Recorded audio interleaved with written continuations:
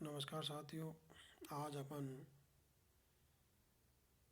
मुद्रा संकुचन के उपाय का अध्ययन करेंगे। सबसे पहले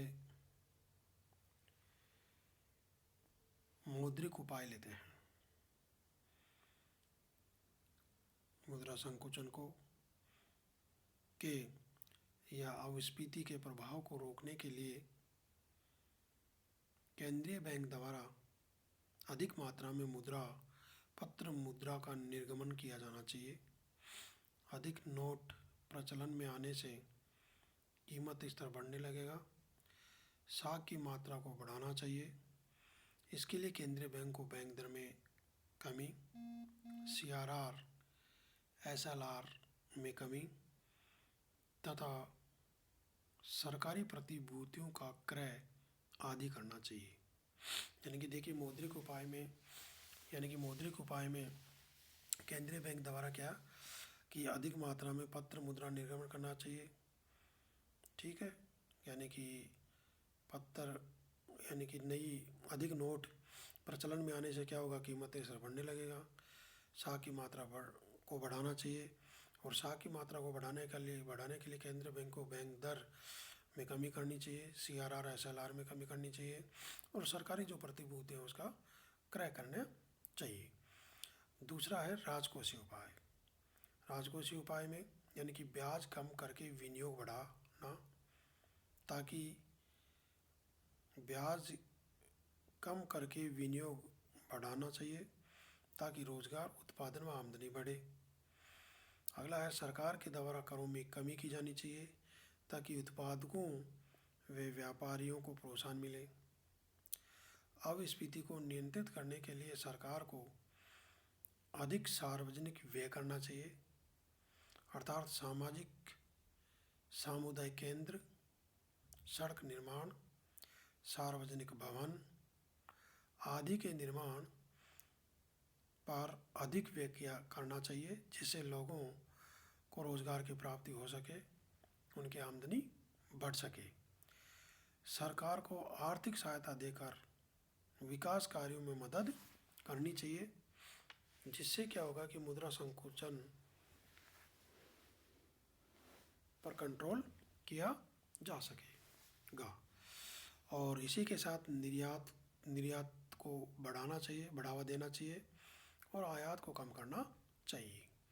ये थे आपके अपस्फीति के उपाय। अब आज अपन और यानी कि मुद्रा अस्फीति या विस्फीति अर्थात डिसइन्फ्लेशन के बारे में भी चर्चा करते हैं। यानी कि जब मुद्रास्फीति के समय कीमतें असामान्य रूप से निरंतर बढ़ती है तो उन्हें सामान्य स्तर पर लाने के लिए या उन्हें कम करने के लिए जिन उपायों का सहारा लिया जाता है उसे मुद्रा अस्फीति या विस्फीति कहा जाता है।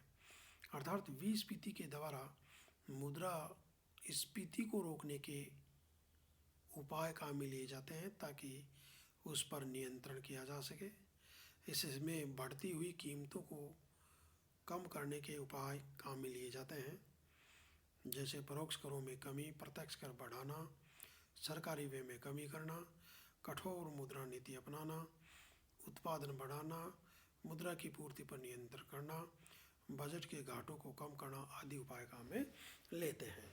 ये सारे जो उपाय काम में लेते हैं ये विस्फीति के अंतर्गत आते हैं। एक है रिफ्लेशन, संस्फीति। रिफ्लेशन यानी संस्फीति मुद्रा अपस्फीति अर्थात मुद्रा संकुचन या आर्थिक मंदी की स्थिति पर नियंत्रण करने के लिए जिन उपायों का सहारा लिया जाता है उसे संस्फीति, रिफ्लेशन के नाम से जाना जाता है। इसमें अर्थव्यवस्था के